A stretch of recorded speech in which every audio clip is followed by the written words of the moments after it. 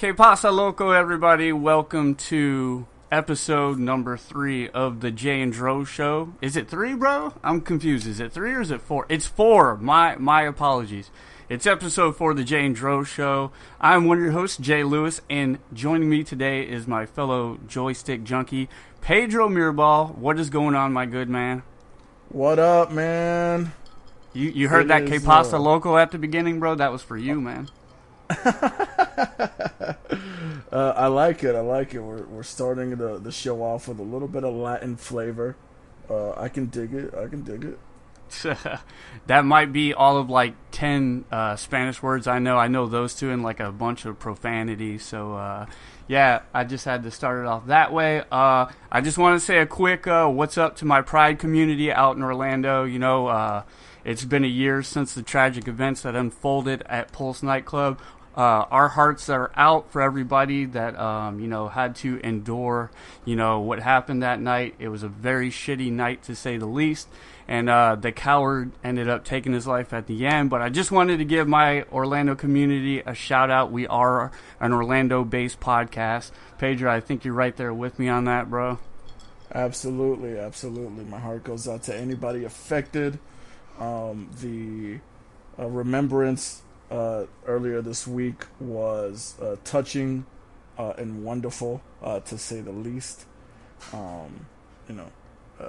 Unfortunately, it had to happen during Pride Month, but I'm glad that we as a city came together to honor those who unfortunately met their untimely end 1 year ago that day.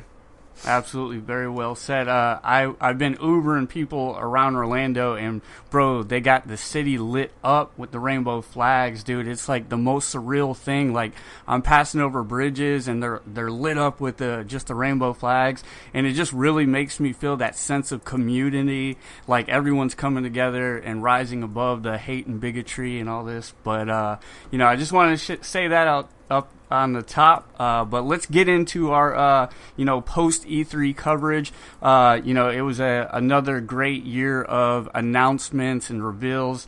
Let's start off the E3 show with talking about Microsoft. I'm going to kick it off to you, Pedro, since you're pretty much our in-house veteran Microsoft guy.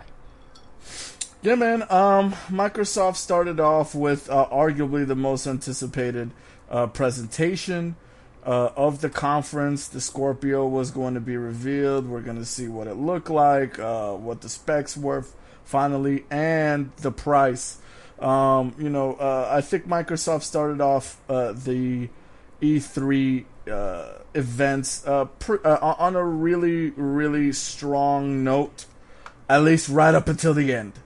And then, it kind of soured everybody's or put a sour taste in everybody's mouth once they found out.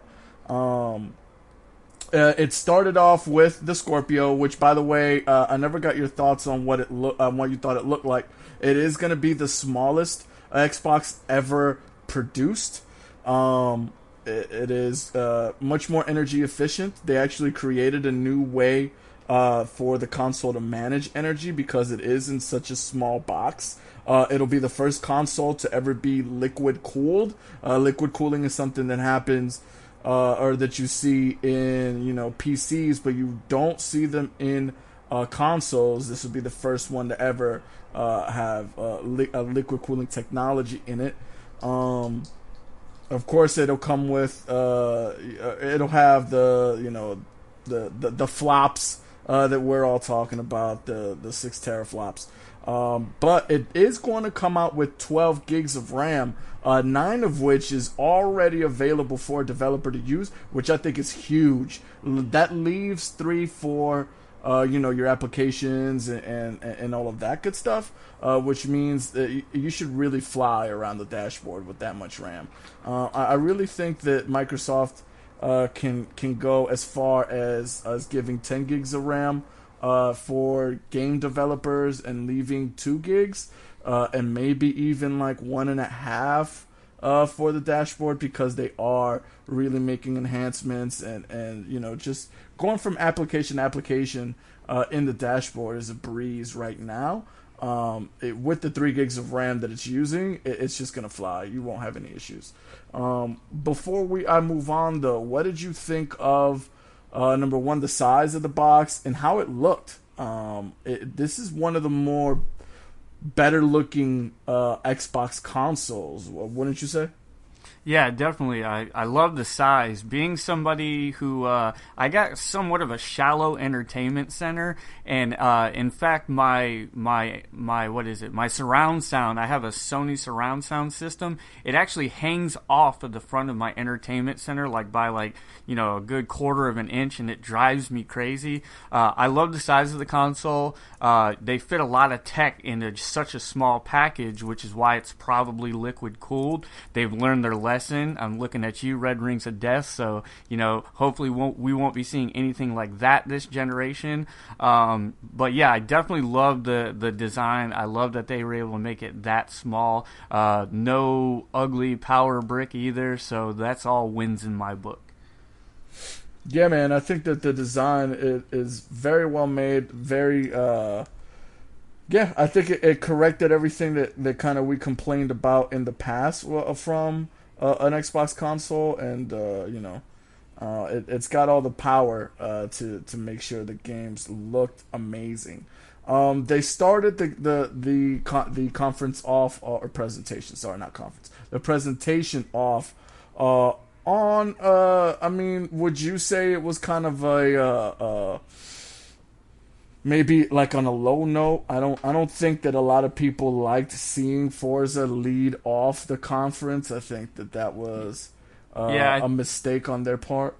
Yeah, I think when it comes to North America, I don't think it has the biggest racing following out there, but maybe if you're a European or you're from Australia or something where motorsports games are a lot bigger, they may have actually enjoyed that opening. So, maybe Microsoft was trying to speak to a different audience this generation and win over some new gamers, go after a different part of the world. I will say this, because me, I was not that hyped about the Forza reveal right off the top, but I will say that it does show off what the tech can do. I mean, the game looks absolutely spectacular. I mean, it didn't really do much for me in terms of wanting to go out and buy the game, but to look at, it was like looking at one of my favorite porns, man. It just it was beautiful. Oh man, I was gonna let that just linger, man, but I couldn't, unfortunately. I mean, I agree. Forza wasn't the most entertaining of ways to start, but it did do the job. I love the dynamic weather. I love the way that they pointed out, just the way the different instruments in the car were moving, vibrating, the way the water came off the windshield. I mean, that the game is doing a lot in pushing the Xbox One X to some new heights. I think that's probably doing the most to push the Xbox One S at this very moment. And if that's what all games are going to look like on the Xbox One X, then gamers are in for a treat. They followed that off by going with Metro Exodus. Now, Metro Exodus, I thought, was a super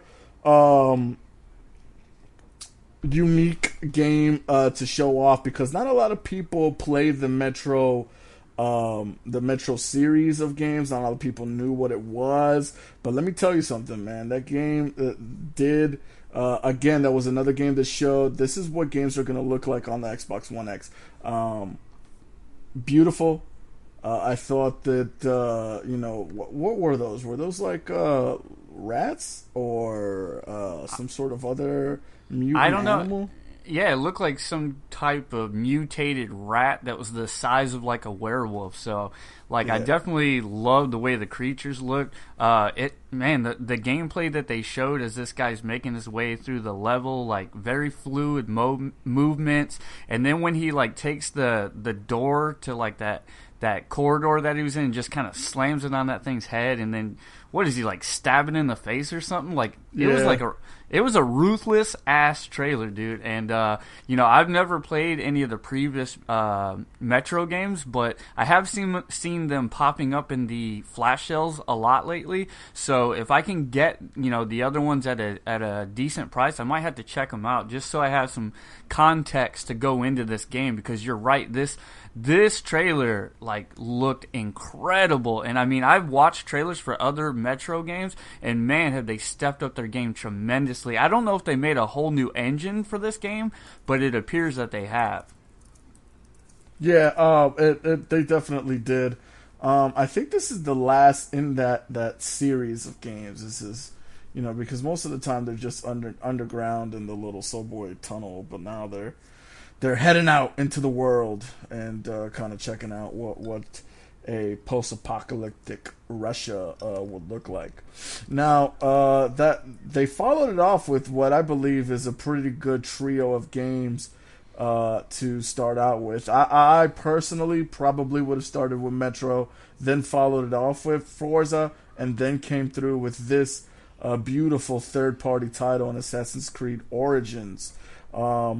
I'm glad that they went all the way back to Egypt. I'm glad that they took a year or two off, and I mean it looks like the game is better off for it. What did you think about the trailer for or the gameplay demo? I'm sorry, for Assassin's Creed. I had to digress on it a little bit because when I was first watching it, it wasn't doing too much for me for some reason, and I think it's because my previous experiences with the Assassin's Creed franchise is they've never been games for me. It's kind of like they say that Ubisoft games suffers from that, like, we're going to give you a long list of tasks to do, and it's not like really a video game as much as it is a chore list. And so as I'm watching the gameplay footage, I was getting that kind of vibe.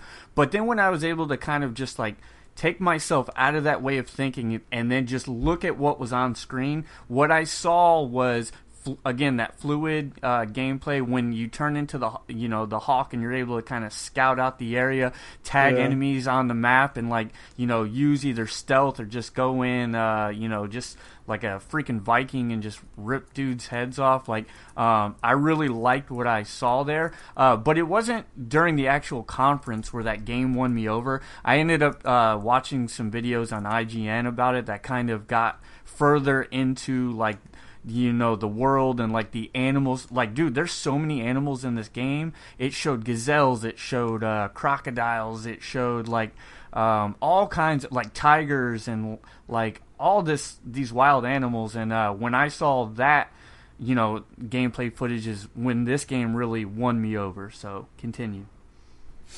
Yeah, I mean, I thought what won me over was when I saw that dude wall running on a goddamn pyramid. I was like, oh, I got it. I got to at least rent this game and do that one good time because that is amazing. I hope the game comes with a photo mode because this game looks like it's going to have some amazing screenshots that you could take. Yeah, in the trailer that I saw, it showed this area where it didn't actually show the boat that you were on, but it showed this marshland, and it had the sun beating through the trees, and you saw those God rays bouncing off the water. I thought exactly like you did. I need to be able to freeze this frame and take some dope pictures. So I agree with you there. Yeah, I mean, I think that that is going to be an Uncharted experience where you're playing and you're like, hold on, I gotta stop and take this photo. All right, and then you continue going, which sounds weird when you say it, but I mean it really does make the gameplay experience that much better. I think there's only been 2 games so far this generation that's made me want to do that, both on the PlayStation, and that is Horizon and Uncharted. I'm hoping that Assassin's Creed also allows me to do that. But moving right along, we're gonna go a little bit further down into the presentation, and PlayerUnknown's Battlegrounds is going to be an Xbox One console launch exclusive. So essentially, This game has already come out in the PC. It is being played by over 3 million people, and the game isn't even done yet.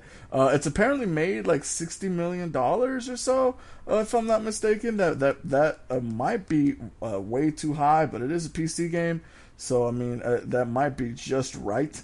Now, correct me if I'm wrong, but this is kind of like a King of the Hill type of game, right? Like 100 players go in and there's only one winner. It's kind of like every man for himself, correct? Yeah. Okay. So it is a free for all. It is 100 people get in. There is a safe zone, and that safe zone gets smaller and smaller and smaller as time goes along. I've been watching games of this Battlegrounds, and it's brutal, man. People team up for a little bit, then they turn against each other. It should be a super fun game to play. It is not going to be an exclusive to Microsoft.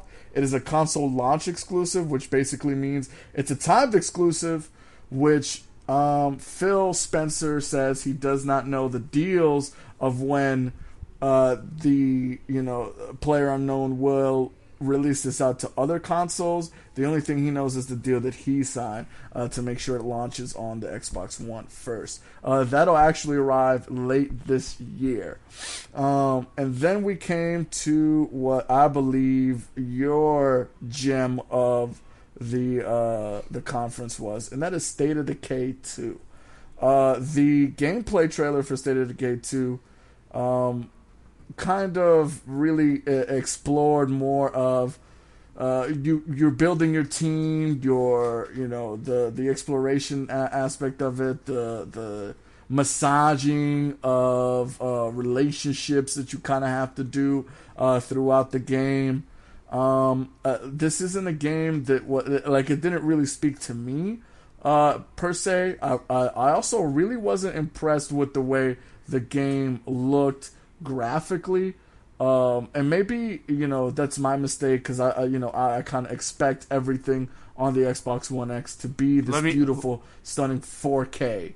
Let me cut in right here and tell you why it looks that way. It's because that there's destructible environments, and when you take something out of the environment and you move it, that item is forever going to be in the new location. So there's a lot of stuff going in the back end, which is why the game looks maybe not quite AAA-ish, is because there is so much going on. You're building these big communities, and the game's looks are evolving as you're kind of playing through it. So that's why it kind of probably looks a little scaled down to you.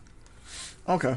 I mean that makes sense to a certain extent, because I mean Crackdown is supposed to have amazing graphics with destructible environments, but we'll get to that one later. What did you think of the demo? What did you think of the gameplay trailer?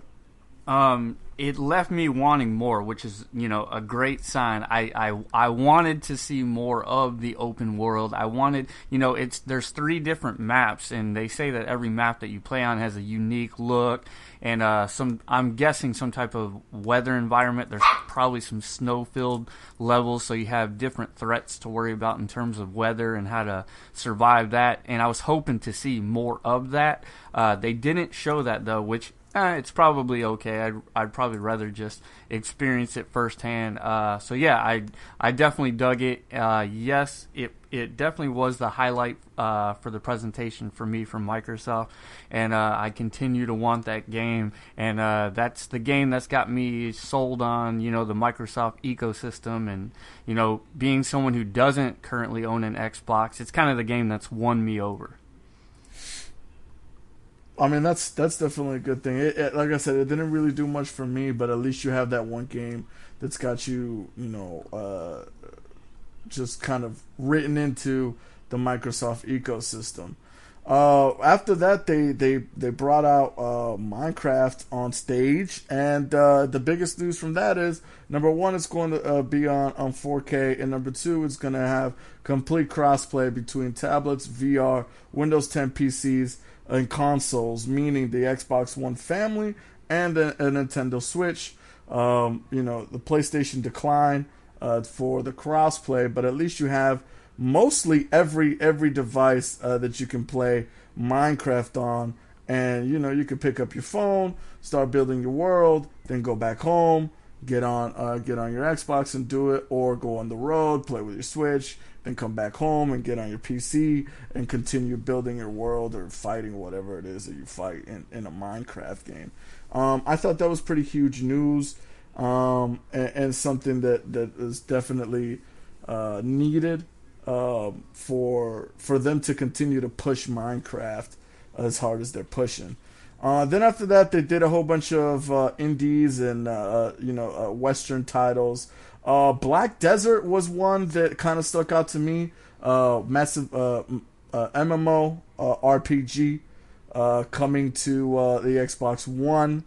I was kind of excited. I was like, this is totally a Mike game, but then we posted it in the group, and one of the guys in the group was like, the game's terrible. So it did look a little bland to me when I saw the trailer. I was thinking it, and then he kind of confirmed. So, but there was one, and I don't know if you wrote the name to this one down, but it had like a 8-bit texture to it. It looked really good. Yeah. But the Last Night is probably the best looking indie game that they announced there. That looked super dope because it had 8-bit texture to it, but then then like the setting was very well made and very like it just popped. That game looks super dope. Yeah, that's got to be the best 8-bit looking game I think I've ever seen, and that was my second standout moment from Microsoft. When I saw that trailer, I was like, dear Lord, this looks good. So, oh yeah, for sure. Cuphead finally got a release date. It's coming out September 29th. Hopefully that game is will make it worth the wait.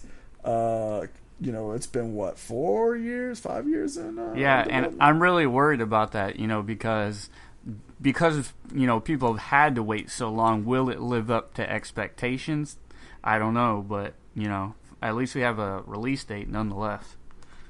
Yeah, for sure.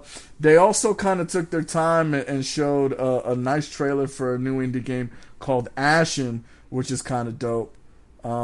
That looks like that's a Dark Souls-esque game with ragdoll physics. And then here's a game that I know you mentioned looked like trash, which was Super Lucky's Tale. The interesting thing about this is this used to be an Oculus launch title that got put onto the Xbox console, and they didn't make any improvements, I guess. So, bro, yeah. when I saw this trailer, I'm like, holy shit!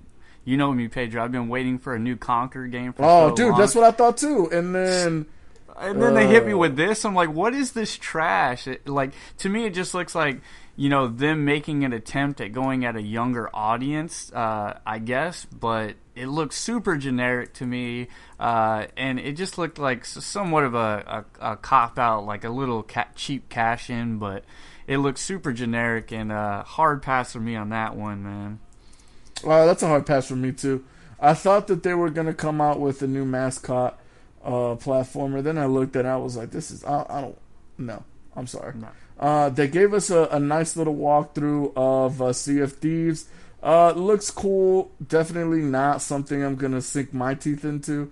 But I mean, other people may enjoy being a team of pirates. What did you think of Sea of Thieves? I'm glad you asked, because that's a game that when I heard about it and I watched a little bit about it 2 months ago, I was like, yep, that's a pass for me. This game has nothing that I'm looking for. I don't really like, those open water, I'm on a ship type of games. But when I watched this trailer and watched the gameplay, I am super sold on it. Like, I actually think that it looks really cool. Like, the seamless 1 second I'm on the ship and then I jump in the water and there's a whole nother world underwater to explore. You have the sunken ships and you get to seek out the treasure. And then there's sharks in the water that you encounter and things like that. And then you can go on land and you find treasure maps and you get to go on treasure hunts. Bro, I am all fucking about it, dude. Like, I'm all aboard. Yeah, I mean the game looked cool. Everything is going to be a unique shared world, and again, you can create your own pirate crew, which is super cool. Like you said, you I can will go say, from your ship. Yes. yeah, this game will probably live and die off the multiplayer. I feel like this is a game that if you don't have a group of friends, then there's just nothing for you to do in this game. Yeah, and that's why I don't want to play it. I don't want to sink my time into it. Because I'd be playing with y'all, but we've got such different schedules that it may be once in a blue that we get on, and I mean to me it's just not gonna be worth the investment, unfortunately. But I mean it does look like it is going to be a nice AAA title for Xbox gamers, which is cool. After that, we finally got a Crackdown trailer with Terry Crews screaming very energetically at the camera. I hope he's in the game. It didn't seem like he was in the game because it was like they didn't show a Terry Crews Crackdown character. I thought that the trailer was lacking a bit. I wanted more explosions. I wanted more destructibility, but they at least gave us a release of what was it, this year, I think. Yes. I don't think so, bro. I don't think it was. Yeah, I'm pretty sure it's 2018.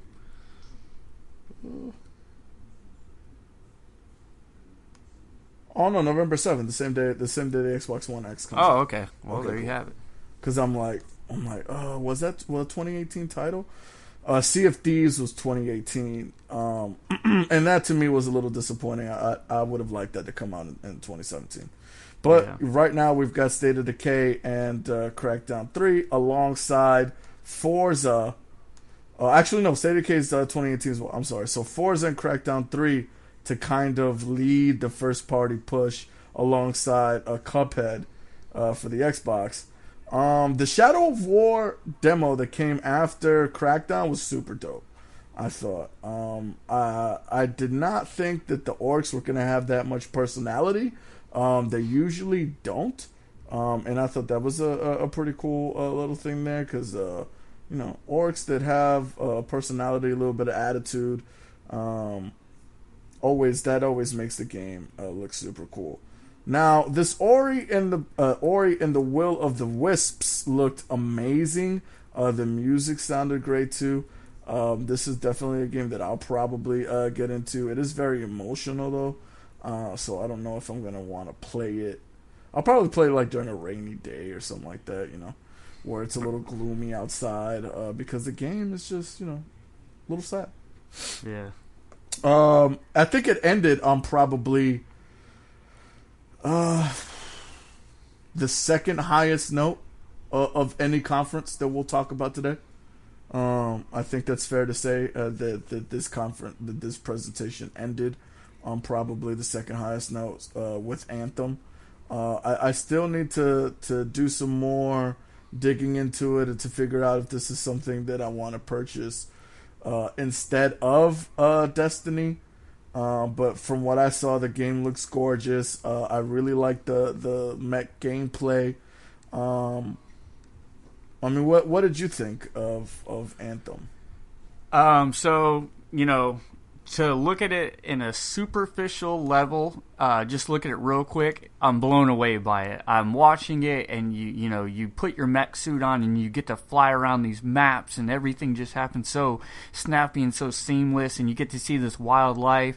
They pass like a cave system, and we're saying, oh, are we going to check that out? And they were like, no, we're going to wait for so-and-so, insinuating when one of their buddies hops on, they'll go back and check out that location. So obviously there's some type of exploration that you get to do, which is super cool. They ran into that huge beast and decided just to kind of deal with him later. And then at the very end, it showed both characters on screen using like their special abilities, and it was like these huge explosions. It it kind of, and like I've been making the comment, it seems as though the lead art director is Michael Bay, because like all the explosions at the end and the fast-paced nature, and then just the mech suits and all that, it just really reminded me of a Transformers game. And so because of that, I went and rewatched it a couple times, and I'm like, this game's going to go one way or the other. I feel like it's either going to be extremely successful or it's going to kind of not do great at all. I've already seen people on forums calling this the Destiny killer, like people saying like this is what Destiny should be, and wow, look how bad Destiny looks compared to this. That might be something to be scared of, the fact that this game looks so good, because that might be insinuating that it might not be that long of a game if it looks that good. It may not be that deep as Destiny. So I have more questions than I do anything, but from a trailer standpoint, yes, it was running on all cylinders, and it was definitely some eye porn for you. So, yeah. Yeah, for sure. I will reserve my judgment on Anthem until we find out more. That game isn't coming out till next year anyway. Yeah, so, definitely a good way to end the conference, though. And, something to factor in there, too. A lot of people had some confusion that this was a Xbox exclusive. It's actually not, so it will be making it onto all consoles. So, or except not the Nintendo Switch, though. No. Not a lot of these games are going to be on the Nintendo Switch, unfortunately. But this is going to be one of those where they own the marketing probably for it, just like Sony owns Destiny's marketing. So it'll be synonymous. You'll probably get with some Xbox exclusive weapons and some skins and some maybe your own mech suit on the Xbox. So shout out to them for getting a big new IP to kind of like be able to market. And I think the game looks cool for now, but I just want to see more, and I kind of wonder how far out this game is, because did it give a release window? I don't think it did. They just said 2018. Oh, okay, so it is next year. Okay, I wouldn't be surprised if that game sneaks into 2019. Me neither. I mean, I think it's going to be a big undertaking for them. So what did you think overall of Microsoft's conference? I really had to think this one through, bro, because the knee-jerk reaction is that it wasn't great. Okay, that was my first sentiment. So today I spent the day going back and rewatching all the conferences. After I watched it a second time, I fell in love with the conference more. I feel like in terms of the big three, I feel like Microsoft did the best job conveying the message to the consumer that, hey, we have some good stuff on the horizon. It may not be like anytime soon, it's going to be a little far out, next year-ish, but that seems to be the overall, message of E3. A lot of the good games are coming next year, but being somebody who thus far has not been won over by Xbox, they won me over. I definitely will consider, I'm definitely without a doubt looking at the Xbox One S, but kind of one of those things that if I do have a little bit more disposable income around that time, I'll just get the X and then just be done with it. I think I'm actually leaning more towards the X, because why not just spend, the extra, $150 or so, and then just be done with it. So I think that Microsoft did I'll say they did a great job. At first I was thinking it was somewhere between mediocre and good, but after watching it that second time, I definitely think they did a great job. I'm going to agree with you. I think they did a better than great. I think they did an excellent job in accomplishing what they wanted to accomplish, which was attracting players like yourself to the Microsoft ecosystem. This was very much about we're gonna add diversity to our game portfolio. We're gonna show you what the power of the X can do, and we're gonna let you know that all these games are gonna be played across our vast ecosystem, which unfortunately also does include Windows 10 PCs. The only reason I kept it from great to excellent, if it would have launched with some like huge new IP, then in my book that would have been something to consider an excellent launch. But being that it doesn't have that huge new IP that's, you know, kind of calling my name, I was like, it's still a great launch because there is some great things coming, but it's not really launching with anything that like really stood out to me. So I mean, again, this isn't a new console launch either. This is just an iteration. And I think that they did a good job of kind of reminding us that this isn't the Xbox One X isn't the only thing in the Xbox family. The Xbox One S is still there, and is still a very viable option for you to purchase as well. I think the one thing that people got caught up in was the $499 price for the X. But again, once you see what it does and you see kind of the premium quality that you get from there, and then you take a step back and say, okay, cool, that's not my only option. Like, I don't have to buy an X if I don't want to. I can go and get the $249 Xbox One S, which I think will be $199 at some point this holiday season. Terrible name, by the way. Yeah, for sure. I mean, I would have kept the Scorpio, but they you know, the Xbox One X, I guess, was an ode to the old Microsoft original Xbox quote or saying of, you know, there's nothing more powerful than X. So, yeah, you know, that's why you see like Major Nelson and some of the other guys having that old original Xbox moniker there. But we went a little long on this one, so let's go ahead and get to the PlayStation. We kind of had to, you know, they were launching the Scorpio, so we had a lot to talk about there. But yeah, let's get into the Sony conference. So they open with the Uncharted, The Lost Legacy, which, you know, I kind of thought was a little bit of a weak intro. What did you think of that Lost Legacy? I agree. You wouldn't think that they would essentially open with a DLC for Uncharted 4, which apparently has now evolved into its own game. But they did. Yeah.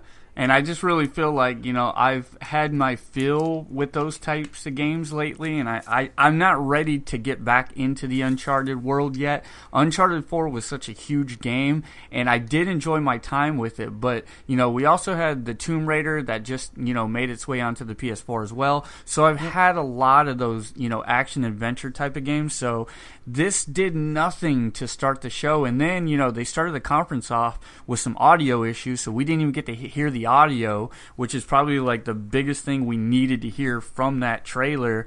So that was a huge bummer and way to start the conference off, and that just kind of like continues on with their conference. So let's keep it going. So next we got to see the Horizon Zero Dawn story DLC called The Frozen Wilds. Did this trailer do anything for you, or are you hyped for this?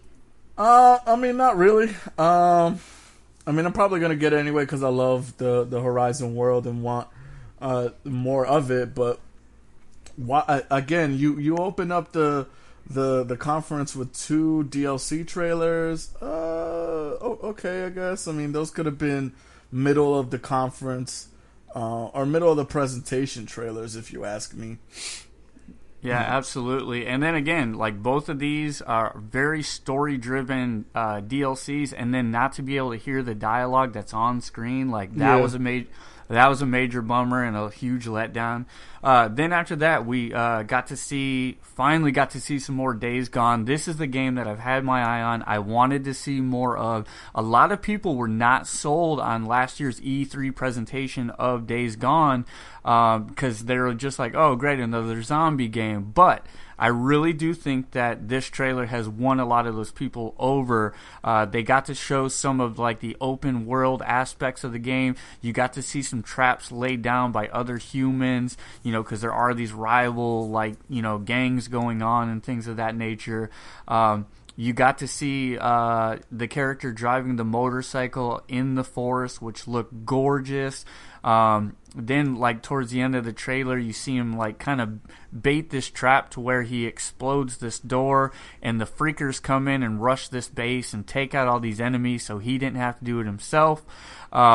I thought the trailer was absolutely amazing. We only got to hear half of it. That's when they finally fixed their audio issue.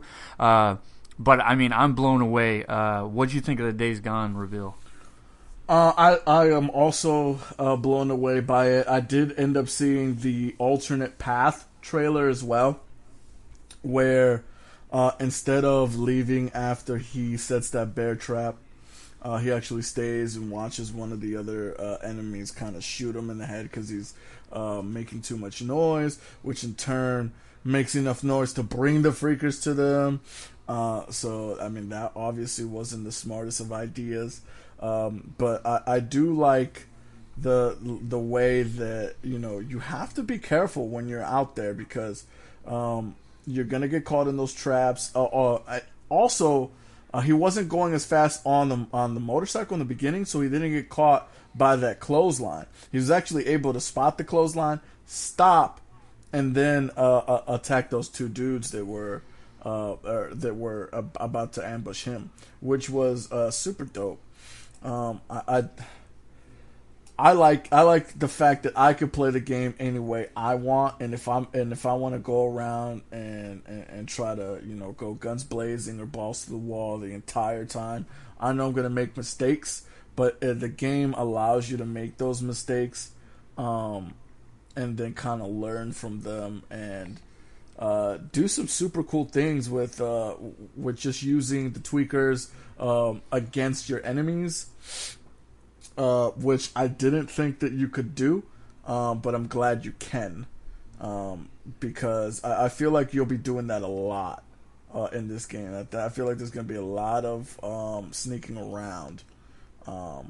What do you think? Do you think this is going to be more of a Last of Us type of experience, where at some points you were, you know, silencers off, guns blazing, ready to go, or and then some sneaking around, or how are you feeling about what you've seen so far? Well, I've seen some interviews where the developers talk about different ways that you can play the game, and one of the mechanics that they talk about is, like, if you're going to do like a quest and it requires you to take out like a large faction of zombies, they talked about how you can approach it by showing up to that area at night and rigging that area with a bunch of, you know, explosives, and so then you can come back the next day to take out this horde of zombies, and you set off like all these chain reactions of explosions, and logs can crush zombies. So you definitely have to use the environment at your disposal in this game, and it'll help you kind of make your way through the game if you play it smartly. Like, it's a thinking man's game if you want it to be, but at the same time, if you just want to go in, like you said, just, you know, foot on the throttle and just, you know, use guns and guts, then you can play it that way. So I really just think this game is victim of, oh, there's too many zombie games out there, and I'm so tired of that genre or whatever. And I don't think that's a good way to look at this game. It's deeper than it appears, and I think we saw that in this year's trailer. I also got to see that trailer that you're talking about, the extended cut or whatever. They talk about how weather will play an effect. So if it's, if there's like a thunderstorm, it'll help you. It'll mask your sound, so stealth will be a lot easier. When there's a downpour and stuff like that. So I really think they got an amazing game on their hands here. One major letdown: not only did it not give us a release date, it didn't even give us a release window. So when the fuck is this game coming out, Pedro? Early 2019. You think so? Yeah. If it shows up at E3, see, the thing about PlayStation, man, that's so weird is that they have their own shows, so they could easily tease us with these games, show no release date, and then show them again in December at PSX and say, well, here we go. It'll release 2018, summer 2018 or whatever the case may be. So it's so tough, but I'm gonna go right now and say early 2019. Early 2019. I'm gonna go with that because I think that game is gonna be super vast. I don't think it's anywhere near done. I think that they should take their time and create a game that we're gonna say is an all time great. That game right there has the opportunity to go into like Last of Us. This is one of my all time greatest games that I've ever played. Level, I could just see it with what they've shown so far. Yeah, I'm just still curious why they didn't give a release date. This game's been in development for so long. It was at E3 last year. You figure it's just about done and ready to go. There was some articles that started coming out post E3 because a lot of people were hating on Sony because, again, not giving those release dates. So it caused Shuhei Yoshida himself to kind of start addressing the situation, and he said, look, me and my teams, we have a lot more to announce and reveal throughout the year. There's more conferences. We got PSX later this year. I wouldn't be surprised if they held on to the release date specifically for, I think what they want to do with this game is announce it and release it 3 months later. So I think this could possibly be an early 2018 game. There's no way in my mind that it makes it all the way out to 2019. I could be wrong. Who knows? Sony's been able to hold back exclusives and still sell consoles. You know, they got a lot of third-party support. You know, they got Destiny backing them. They got Call of Duty backing them. And it's helped them thus far. So maybe it's one of those things where it's like, let's flesh this game out. Let's polish the shit out of it. And let's make it the next The Last of Us, you know, because right now, Sony doesn't need to shit out a major exclusive. They can hold back and they can give it that support and that polish that it needs. And maybe that's what they're doing. And I think that this is the game that you don't have to give it much more marketing. People know it's there. You could literally announce a release date maybe a month or two out and then just put it out there. And I think it'll sell like hotcakes. So I think it's an early 2018 game. But as we're starting to see, that's starting to get crowded. So maybe it falls into the summer or maybe even the fall.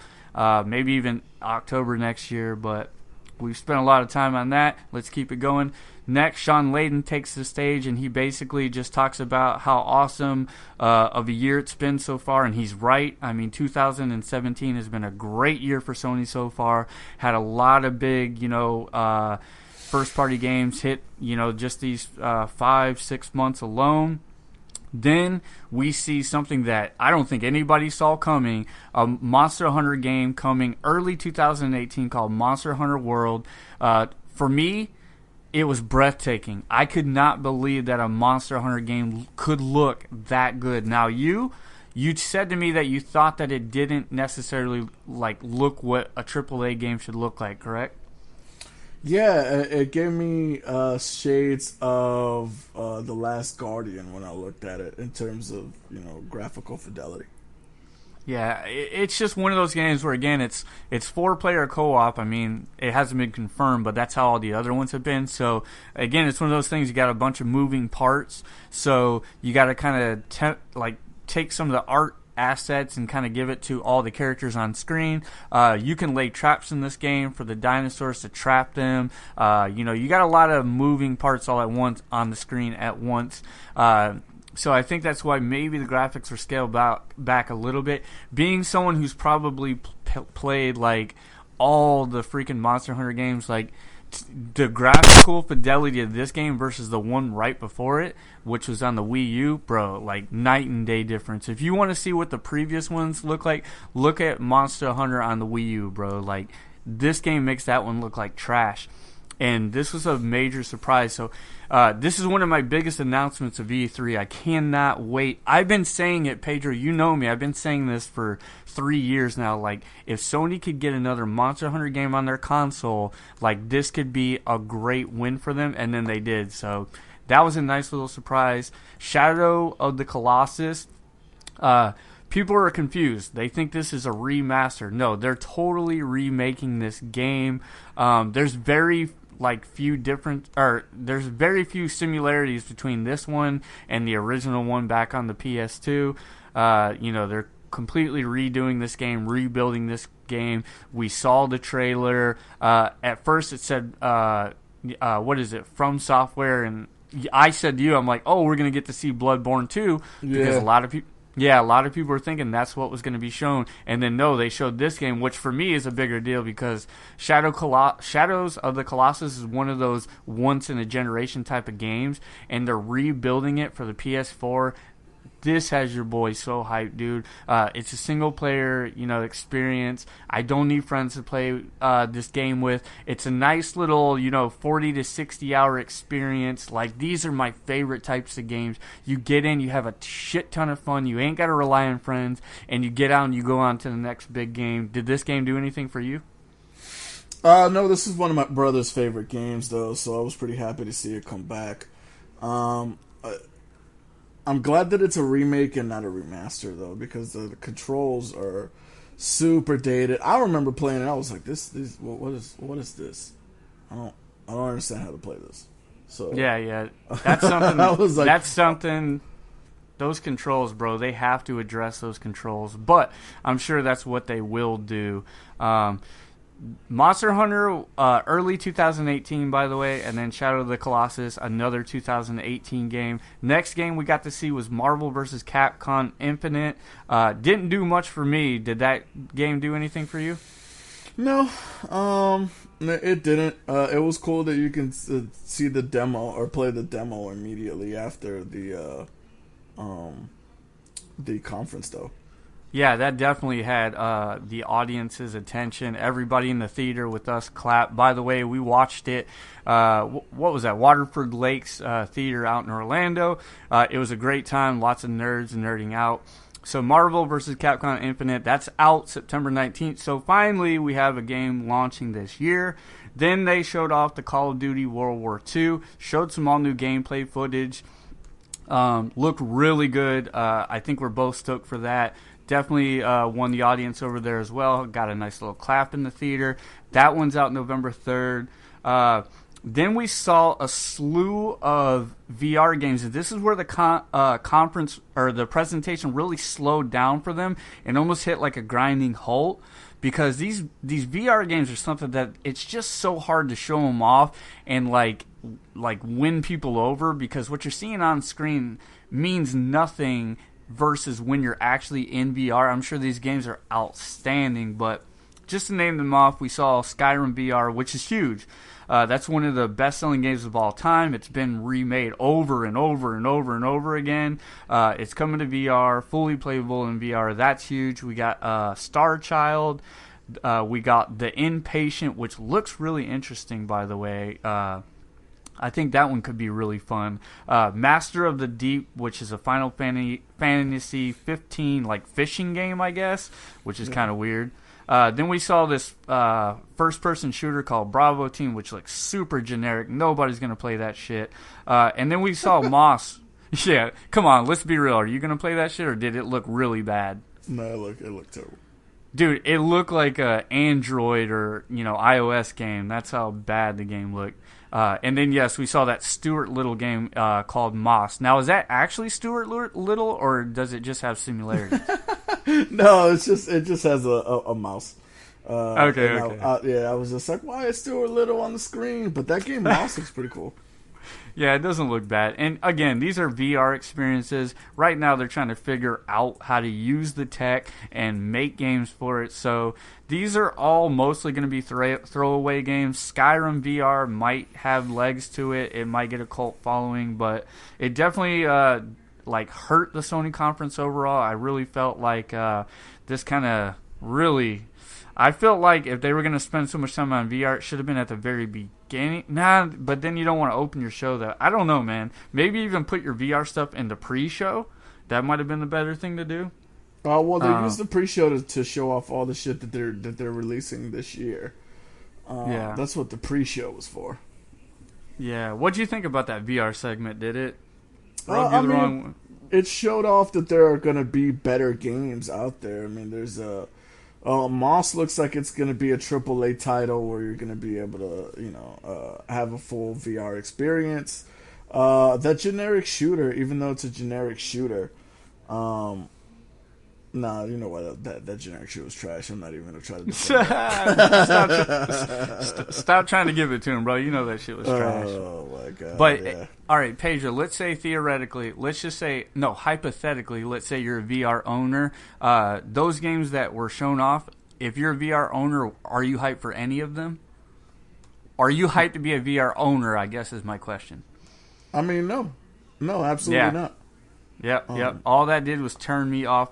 The standout one there is Skyrim VR, but god damn it, how many times do we need to play this fucking game? We get it, Skyrim, yay. Like, and then for people like you and me, we don't even like the game, so like did nothing for us. So that really pumped the brakes. Then we got to see, bro. This was probably one of the standout moments. God of War, bro. What do you think of God of War, dude? God of War made me want to go out and get a PlayStation Pro, to be honest with you, bro. That game looked amazing. And the fact that you shared the article showing that that footage was shown on a PlayStation, just a regular PlayStation Slim, which I find it hard to believe, but you know what? I'll give it to him. I'm ready to, spend the money on a PlayStation Pro to cop that. Yeah, like, for me, like, I've never been a fan of the series as a whole. It was kind of more of those, it was like an action, just like a heavy action game, side-scrolling heavy action game. But now we have this God of War game, which is fully 3D, and it looks like it's going to tell a pretty awesome story. I like the father-son dynamic. There's all these memes going around calling it Dad of War, which, hashtag Dad of War. I love that. Pretty dope.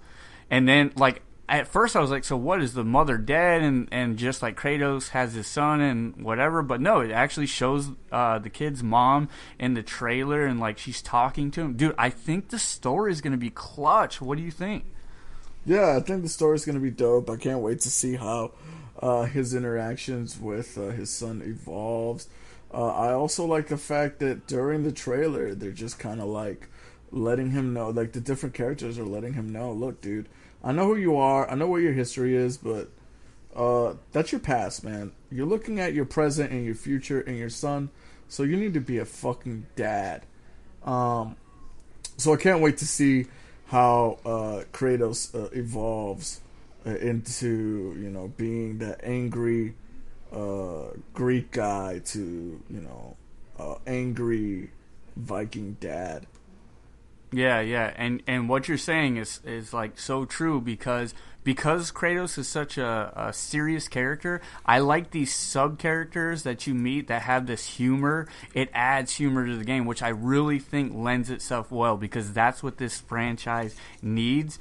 And I said to you, I would not doubt is if this is where kind of Kratos dies and he kind of hands the torch over to the son. So could be totally wrong about that. I'd love to see what an old Kratos looks like and a grown-up son, because that could be fun too. But that one, unfortunately, man, I thought this was going to be the holiday hitter, and it isn't.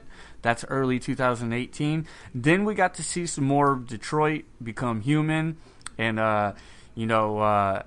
everything that was shown there is what I needed to see. I was kind of like still trying to figure out what exactly this game is, and we kind of figured out what it is. It's like man versus android, and it's just like this revolution that's like going up against the man and trying to stick it to him. I really love this story. You said something that I never caught it before, but that lead character is the guy from Grey's Anatomy, and I really love him in the show, and obviously his voice acting is on point. They showed a lot of that voice acting in the trailer. What did you think of Detroit Become Human? I thought that it needed to come out this fucking year is what I thought. The game looks amazing, but again, it's another game that has no release date whatsoever. That we're probably going to get a release date for at PSX. But it is what it is. Like you said, I thought it did its job, giving us just enough for us to be like, oh my god, this is a must buy, but not enough for us to be like, all right, I've seen enough. I don't I'll pass. Yeah, so for sure. It's good. For sure. Then the next thing we saw was Destiny 2. We learned about the PS4 exclusives that we're going to be getting when it drops September 6th of this year. So on PS4, we're going to get the Strike, known as Lake of Shadows. We're going to get all new gear exclusive to the PS4. A City Apex ship, so a custom ship. We're going to get an exotic weapon known as the Borealis, which it looks like it's a sniper rifle. And then we're going to get a PvP map called Retribution. It didn't show off too much gameplay footage, but that's not a shocker, being that Bungie's has its own event to kind of announce that game officially. So that was kind of just briefly shown for like maybe a minute and a half. And then to kind of finish the conference, they showed off Spider-Man, which, oh my fucking god, that game looks insane. What's your thoughts on Spider-Man? Spider-Man looked amazing, man. Again, that's another console. That's another console seller for me, bro. I'll go buy it. I've got a perfectly good regular PlayStation 4 right here, man. But I'll go buy a PlayStation Pro to be able to experience, Spider-Man in all its glory. The gameplay looked pretty cool. There were a lot of QuickTime events, but I'll allow it. I did get an Arkham feel from it, especially in the beginning, for when he's kind of hanging down, upside down, coming down, using his spider web. I told you my brother actually texted me during that moment, and he said, "What is this? The Arkham Arachnid?" So I definitely can see where they took certain aspects of quality video games and kind of meld them into that Spider-Man. From what I learned, the game is going to be 3 times bigger than any world Insomniac has ever developed. Wow. So that's a fucking huge Manhattan that they're going to develop there.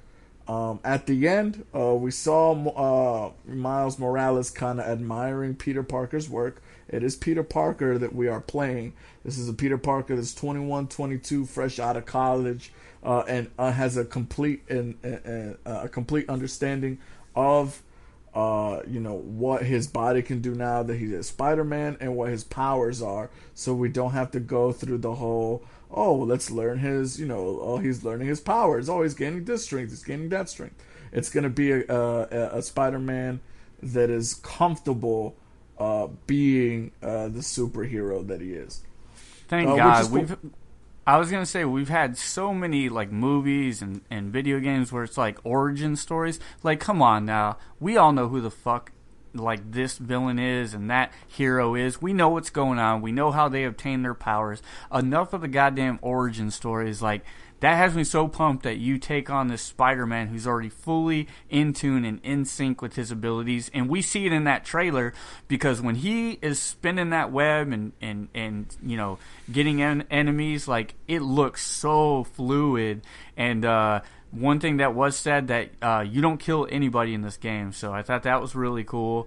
QuickTime event is something that I see a lot of people bitching about on the internet, but when you're talking about a character like Spider-Man, who his whole character is him moving so quickly, how else can you do these big cinematic moments and mesh gameplay into it? Otherwise, all you have is one big cinematic game, and that nobody would like that. So I'm actually kind of cool with the QuickTime events in this game. Normally, I wouldn't be a fan of QuickTime events, but for this particular game, I'm totally cool with it. I love the trailer. I thought it was the way to end the show. The only way they could end this show better would have been to give it a 2017 release date, but they didn't. It's coming out next year. I'm guessing this is their holiday hitter of next year. Pretty safe to say, wouldn't you say, Pedro? Absolutely. I wish it would have came out this year right alongside the movie. That would have been the best way to do it. But the thing is, it's so hard to sync that up. Mad Max, when it came out, if that would have came out right alongside the movie, I really feel like it would have been a commercial success because the movie did so well. It won so many Academy Awards. If you would have been able to put the game out right alongside it, it would have sold blockbusters, but they couldn't time it right, so that game ended up being a victim of, no hype generated around it. I doubt that'll be the case with Spider-Man. I think it's good enough of a game to sell millions on top of millions of copies. I think it's a huge get for Sony. But what's your overall thoughts of the Sony conference? I thought Sony did great, man. I thought the idea of a pre-show showing off exactly what you're getting at this year. You got the golf game coming out. We didn't mention PlayLink, which I think is going to be super cool. Essentially, it's just crowd play for the PlayStation. Gran Turismo is going to be their big title of the year this year. And even Gran Turismo didn't get an exact release date. It got a release window of fall of this year. Which is crazy because that game was already supposed to come out. They put it back in the oven, let it bake some more, fleshed it out, polished it up, and it still doesn't have a release date. Yeah, and it still doesn't look as good as Forza either. Yeah. My overall thoughts of the conference, and yeah, I agree, it doesn't look as good as Forza. I thought it was actually mediocre, bro. Like, I'm not even going to lie, I'm a little bit on Sony's dick this generation. They've just been giving me what I want all generation. But once I removed the fanboyism and looked at the conference for what it was, I just felt like it was mediocre. There wasn't a lot of new announcements. There were virtually no release dates on any of these games, which is typical Sony, it seems like. No exclusives in 2017. But what did look good, Days Gone looked amazing, and Monster Hunter and Shadows of the Colossus were highlights for me. So I think they did okay, but anytime I saw something great, it was only followed by like 3 what the fucks. And that VR segment just really kind of took me out of any spectacle that might have been there. So I really felt like it just felt a little flat to me. But, this is typical Sony. It's Sony's been doing better than Sony knows how to do recently, so they're starting to get back to that Sony that we all kind of, like to shout at the screen. So, they're back in their true form, if you will. So that was the Sony conference. So let's get to the Nintendo conference, shall we? I'm going to kind of go a little faster on this one. It was only 25 minutes long anyways, but me and you in our prediction show, we both expected Nintendo to fall kind of flat because we knew it was going to be such a short conference. So let's see if that ends up being the case. So they started the conference with Xenoblade Chronicles 2, which comes out holiday 2017. Did that do anything for you? No. No. Yeah, you're like me. Not a huge fan of JRPGs. I do think the game looks absolutely outstanding, though. For it to be on the Switch, they really are getting as much out of the Switch as they possibly can. I do feel like the world is beautiful, but I just don't like those turn-based events and it doesn't really do anything for me. Then we saw Kirby, which is coming out in 2018. What do you think of Kirby? Kirby's dope. I like the Kirby platformer, man. I think that's a game that people can look forward to. Yeah, for sure. Then they started talking about Pokemon a little bit. There is a new Pokemon RPG in development, but they did say that it's over a year out. So that's something to factor in. Then they just teased the Metroid Prime 4, which is in development. All they did was show a thumbnail of it. Does that have you hyped? No. I will reserve judgment until I actually see what's going on. You can tell me you're making the game. That's cool. Yeah. But I mean, it could be trash. Yeah, I mean, and they say it's in development, so what does that mean? They're in LinkedIn looking at people's profiles and starting to put together a development team? We don't know how far this game is out, or how far out this game is. And I said to you that until I hear of a Metroid game hitting the Nintendo Switch, it's just a console that it's not enough for me right now. Zelda is still that one game that's just like the shining star, and it's the only reason they've sold what they've sold, because outside of that, I mean, Splatoon's not going to sell millions of Nintendo Switches, and definitely not ARMS. So Yeah, so we don't know when that's coming. So then we got to see Yoshi, which, dude, that trailer, that looked awesome. What did you think of the Yoshi trailer? Yoshi's dope. That's dropping this year though, right? Yoshi, no, bro, next year. Really? Yep, What are we playing? What are we playing this year for the Switch then? Well, one of the next games I'm going to mention, they showed off Fire Emblem Warriors, which is coming out fall of 2017. But again, another JRPG. So that's not really. Which the people that have the Switch though enjoy that. You know what I mean? Yeah, absolutely. And I know there's a pretty big following in North America for Fire Emblem. I know our artist for the channel, Nate, he really enjoys this game, so that might have meant something to him, but didn't do much for me. They're adding some DLC to Skyrim, which is launching on the Switch later this year. So here's a game that we get to play on the Switch later, but it's Skyrim yet again. But now you get to play as Link in Skyrim. What's your thoughts on that? I mean, they got to do something to squeeze out an extra $60 out of these people. So playing Link in Skyrim, I guess that's cool. Yeah, for sure. Then we learned that Breath of the Wild is going to be getting some new DLC. So it's going to have like a new mask. It's going to have new weapons. I can't remember what all's in there, but it's getting new DLC. New dungeons and stuff like that too. Yeah. Super lame. Not as good as the story DLC that's coming after that, but you know, I guess they had to give it its shine to not make it seem like it's trash. Yep. And next we learned that there's going to be 4 new Zelda amiibos that are coming out. No shocker there. You know, they love selling those amiibos. Then we learned of Ubisoft's new game, Metroid Plus, never mind, Mario Plus Rabbids. I probably got everyone excited when I said Metroid. Mario Plus Rabbids Kingdom Battle, which comes out August 29th. I actually thought this would look pretty good. What do you think of this? Yeah, at first when I thought about it, I was like, really, Mario plus Rayman Rabbids? This is going to be lame. But then I saw it. It's super dope, and it's a tactical game as well.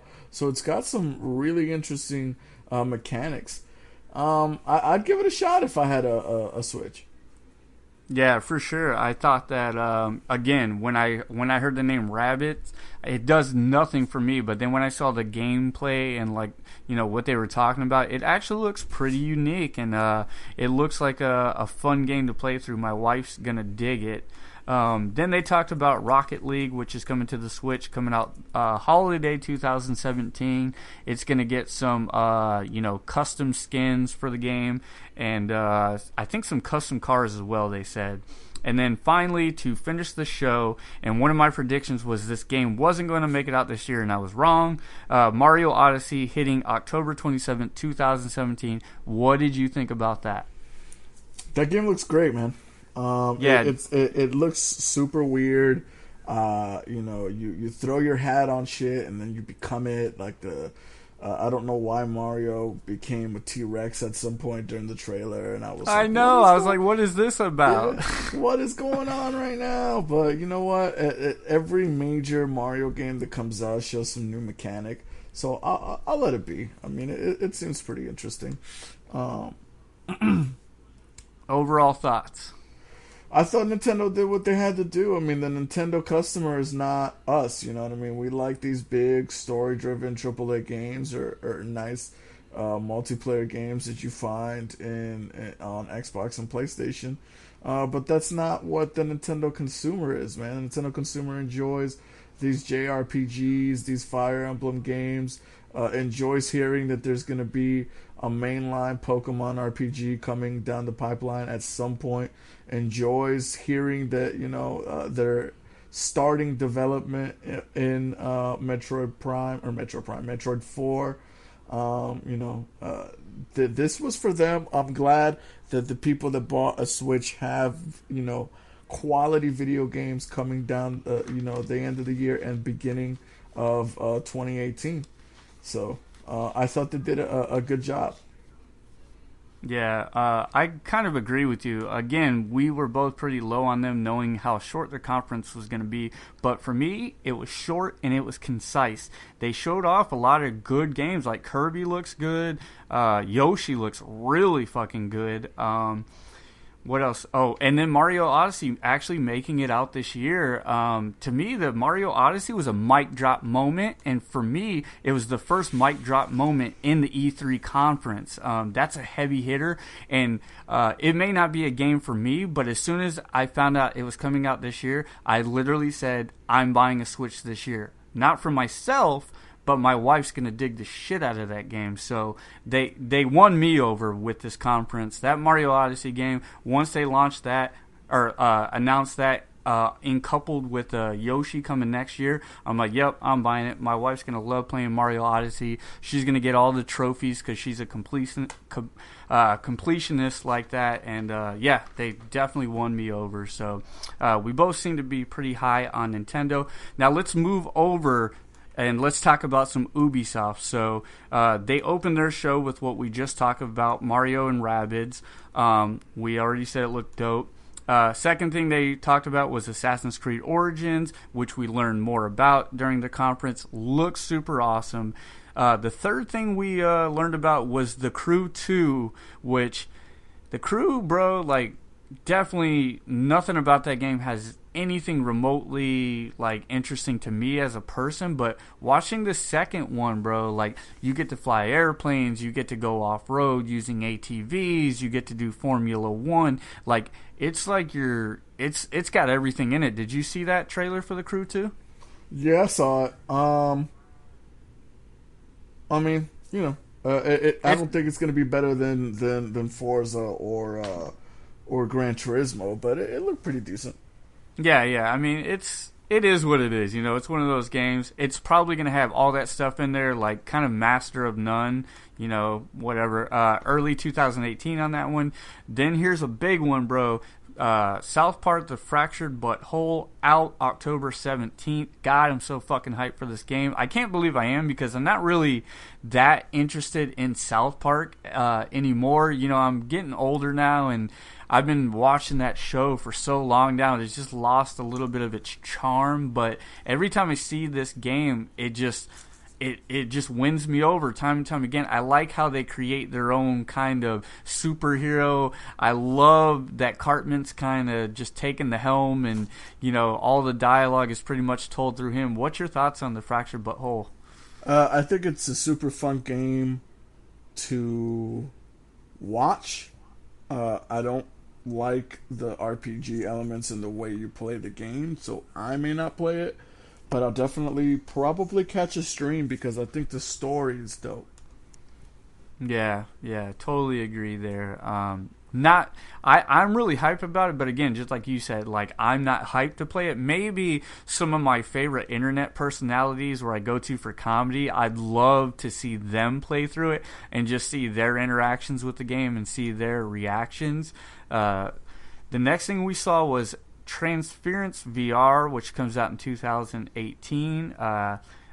Looked pretty cool. I kind of wanted to take a wait and see approach to this, just like I do with all VR games.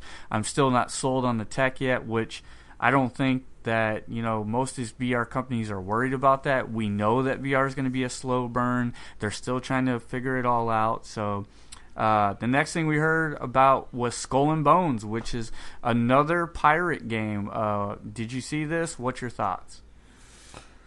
It's a pirate game where you play as a pirate ship. I don't particularly like that vehicle mechanic. Basically it looked like Twisted Metal but with pirate ships. Not interested.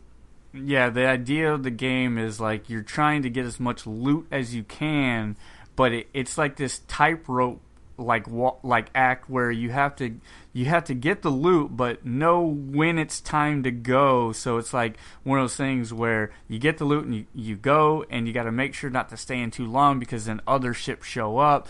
And being stuck on a ship the entire time shooting cannons at people, like, oh my god, and like what had me interested is like the crowd was super hype about this game. I don't know, man. Maybe people are seeing something that I don't, but anytime that I think about a fun pirate game, it involves me killing somebody with a sword or maybe like a musketoon or something like that. Definitely not like just staying in a ship the entire time and playing this game of cat and mouse. But I don't know.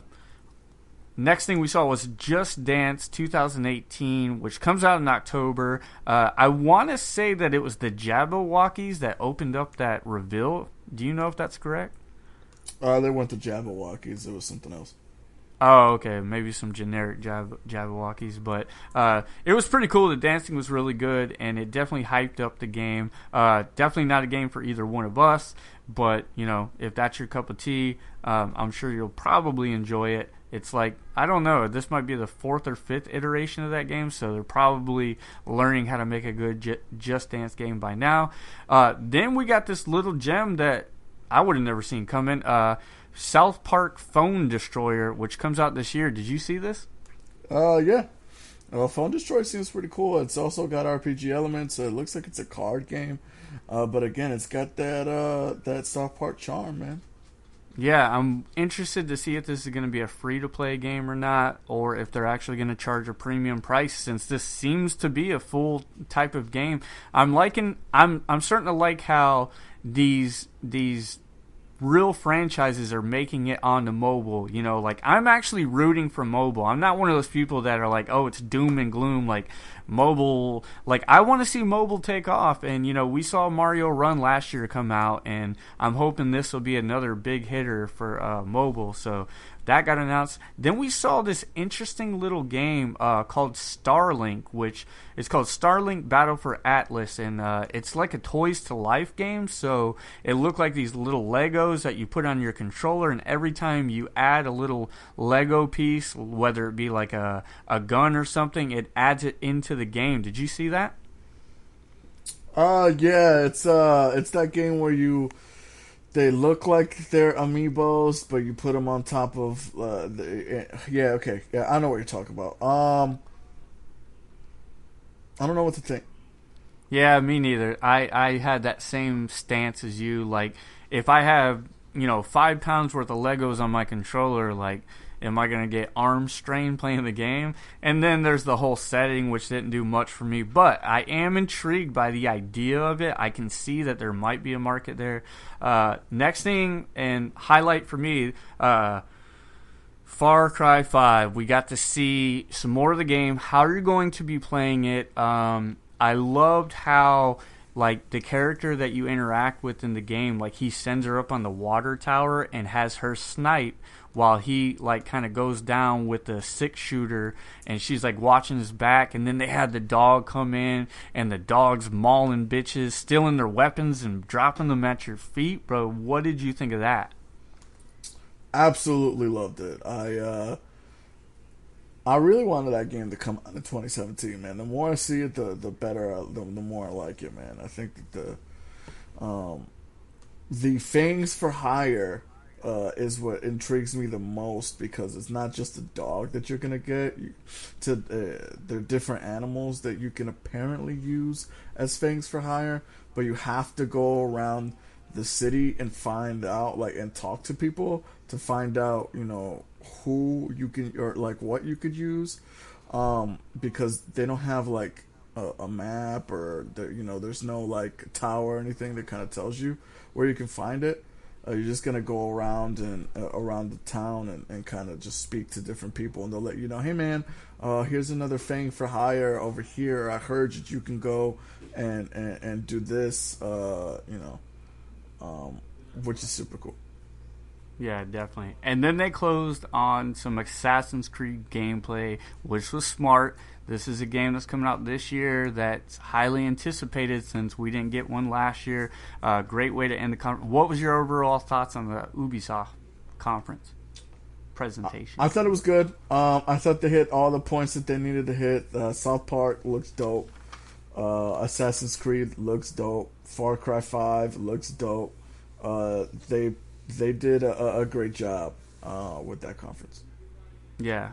Um, oh shit, did I miss? Oh, I did miss one. Sorry. Before they closed on Assassin's Creed, we saw them reveal Beyond Good and Evil 2. I can't believe I missed this one. I don't know what the first one's all about, and you even posted in the group, why are people hype about this? So we're both pretty clueless to this game. But did you watch this fucking trailer, bro? No. I didn't watch the trailer. Oh my god, dude. Dude, go do yourself a favor, watch the trailer. My jaw is dropped. Like this game looks fucking outstanding, dude. That's all I'm gonna say. I don't want to talk too much about it because I don't know much about it, but the trailer looks super amazing. I'm gonna run through the Bethesda really quick because they didn't talk about too much. So Skyrim on Switch. Then we get Fallout 4 and Skyrim in VR. We're getting Doom in VR. Then they have this new thing called Creation Club. So all the mods that they now allow onto their console games, you can find them on this like Creation Club, and I guess you can buy them and like upload them right to your console. So that's pretty neat. Then they revealed The Evil Within 2, which is coming out October 13th. Which, fun fact, is Friday the 13th. So, horror game coming out on Friday the 13th. Genius launch date there, if you don't ask me. And then we saw Wolfenstein 2, which is October 27th. So, they got two big games releasing back-to-back. What's your thoughts on Bethesda? Bethesda had a very nice and concise just presentation as a whole. I like the fact that they're bringing all of their AAA titles to VR. I think that really helps out, people who have invested in that space. Evil Within, that trailer was super scary. Yes, Wolfenstein was wild, I think that both of those games are probably going to get swallowed up by some of the bigger AAA titles. And I would expect that both of those games will be part of the Black Friday discount. Get them for $40 or something like that a month later. Yeah, so I can see that with the Evil Within 2. I think that game's going to get overlooked. But I do think that Wolfenstein will definitely sell well. A lot of fans have been asking for it, and I think that it looks super good. That trailer really has me pumped. I liked how at the very end the dude's like he dropped some acid, and there's like some lizard crawling off the screen. Think that Bethesda did a good job, like you said, really clean, really concise, kept it moving. I like how they had that 50s aesthetic to the whole presentation, because that's kind of like their aesthetic. Like if you played the Fallout, the last Fallout 4 game, it has that 50s vibe going on. Yeah. I really enjoyed the shit out of that conference, probably more than I think I should have, and I think that, it was definitely great. And then to kind of end it, EA, I didn't really make any notes for EA. They announced a lot of sports games. We learned that Madden is going to have like this new story mode, which actually has me really intrigued. Dude, I used to enjoy the Madden games in like the 90s. I remember Madden 98 was my shit, dude. Maybe you can speak a little more authoritatively about this. Yeah, last year's Madden was really, really good.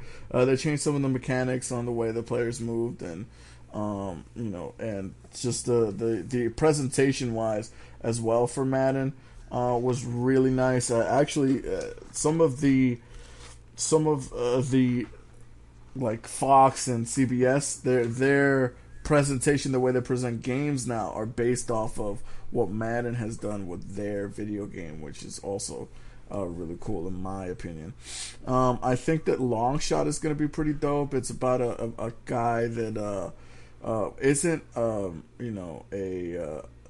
huge prospect in college. He was ready to get out of the game, and he's convinced by his dad to stay in, and you kind of just play his journey throughout college, and then of course the NFL onto being a multi-time champion and Hall of Famer, which is super cool.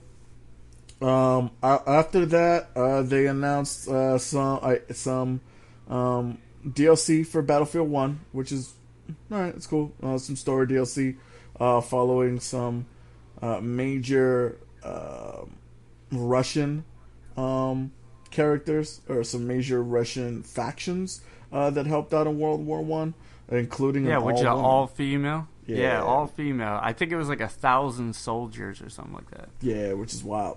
Um, so that should be pretty dope. They did the FIFA thing. Um, because I mean they're always going to show off FIFA. They for some reason they're resurrecting NBA Live. The game looks amazing, but the gameplay is trash. 2K7 or 2K18 definitely still has my buy if I decide to purchase a basketball game. I didn't see anything from NBA Live that made me want to check that decision. Battlefield, or no, they showed a little bit of the Anthem game, but then teased that it was going to be in Microsoft. And then they showed Need for Speed. Need for Speed was unimpressive, I thought.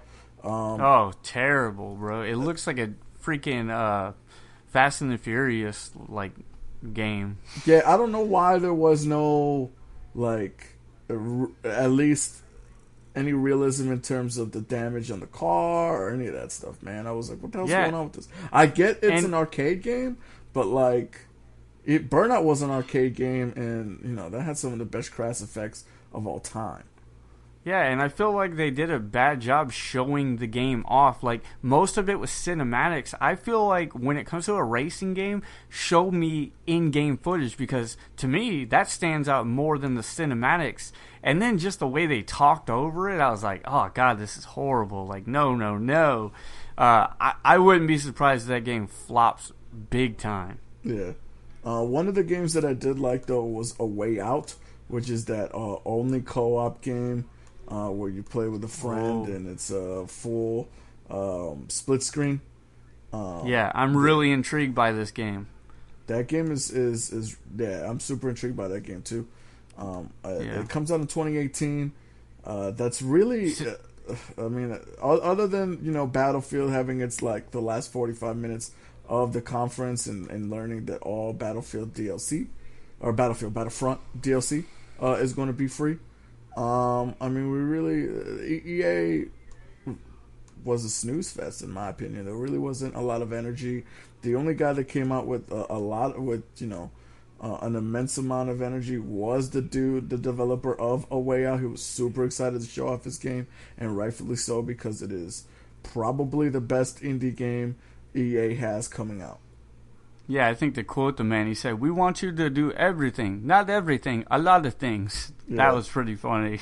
Yeah. Yeah, that game has me really intrigued. I'm curious to see like how long of a game it is and like what kind of price point they're at because that looks like a mid-tier game to me. So yeah, that was EA. So that's it, bro. That's all of pretty much E3. So let's break it down. What was your favorite conference out of everybody? I'm gonna go with the Microsoft conference, man. I thought that Microsoft did what it needed to do. It went by really fast. They showed us a lot of games. They showed us the console, and it kind of gave me a good overview of how I'm gonna invest my money in gaming this year. In terms of whether or not I'm going to make a big purchase buying the X or going with a Switch, and then of course buying games for each one of the consoles. Yeah, for me, definitely without a doubt, the one that stood out with no doubt was Ubisoft. Them having that new Mario and Rabbids games, which I had no expectations for, which ended up actually kind of really intriguing me. Then you have the Assassin's Creed Origins. They took a break. They came back. We're in Egypt. The game looks phenomenal and so fluid. Then you have South Park, The Fractured Butthole, which, again, I don't necessarily want to play it, but I want to see some of my favorite personalities play through it. But I'm probably going to play it ultimately anyway. It looks like a lot of fun. Then you have Far Cry 5, which, holy fucking shit. You know your boy, favorite game of all time is Far Cry 3. I'm trying to see how they're going to capitalize on the franchise. I think this game could really do that. And then that Beyond Good and Evil 2 announcement, which again, I don't know nothing about the first one, but watching this second one gave me a really good vibe, and I think they did a good job. So that leads me to, what was your favorite game of E3? Far Cry 5. I mean, I thought they showed enough to make me want to, pre-order the game, and I don't even pre-order games, man. I don't believe in that. But I tell you what, I will be securing my copy of that game. I thought that the little that they showed was enough for me to say this is a game that in 2018, early 2018, I'm gonna be playing, and I might be playing that instead of God of War. Yeah, I got to be part of the echo chamber. Far Cry 5 for me as well. I'm just so super intrigued by it. I love the setting. I love the story. The way that you actually play, getting to get these fangs for hire. I like that new system that they added to it. The visuals, like, I could go on and on and on because this game looks so good. What was your favorite announcement of the conference? My favorite announcement had to be Anthem. I think that EA has a winner there. I think EA has a winner. It's not a Destiny killer. I'm not gonna say it is, but it is gonna be a worthy alternative to people who don't want to play Destiny. Yeah, that's not a bad pick at all. It's a new announcement. It's an all-new IP, so that's a good pick. For me, it was Monster Hunter. It's something that caught me off guard. I have nothing but fond memories of the franchise. Me and Mike used to play a lot back in the day. I played it on Vita when Vita was lacking a decent library. And just the visual fidelity that they were able to come up with just the next iteration blows me away. But I did want to give a shout out to Beyond Good and Evil 2, because if I knew more about the first one, the second one, again, it just looks so super rad. But overall, I think that when it comes to E3 2017, I feel like it felt a little bit flat than the year before. I felt like 2016 had bigger announcements that came out that year. But, it is what it is, bro. If this proved to us anything, the first quarter of next year is going to look a lot like the first quarter of this year. It's just going to be game after game after game. And I'm starting to see a new trend where these big AAA titles that are releasing from first parties, they fall into this new February through, May, time period to get out of the way, to get out of the way of these third-party developers. Is that pretty much your sentiment? Yeah, I agree. Because it looks like a holiday season is all for the third parties. And I'm cool with that if that's how they want to start doing it. A lot of these games didn't make it this year, and we're kind of down about that. But if we think of what we've already gotten, the first quarter this year, maybe that's how we need to start tempering our expectations. When we see E3 every year now, it's probably to see what's coming next year. And I think if we look at it with that open-mindedness, then, we'll be good to go. But that's it for the E3 coverage for 2017. This has been episode number 4 of the Jay and Dro Show. We thank you all for listening, watching, however you're getting the content. Please head over to our Facebook group, facebook.com/thesquaregamers. We have about 140 members strong over there. We love talking about video games. We love creating content. Find us over there. If you want to plug your content over there right now while we're small, we will allow it. Pedro, do you have anything for closing? No, man. You hit all the right notes there, man. Yeah, please like and subscribe our YouTube channel. We're the Square Gamers on YouTube right now. No custom RSS feed because we are that small and we would like to get bigger. But yeah, thanks for watching, guys, and we'll see you next week on the Jay and Dro Show. Later. Peace.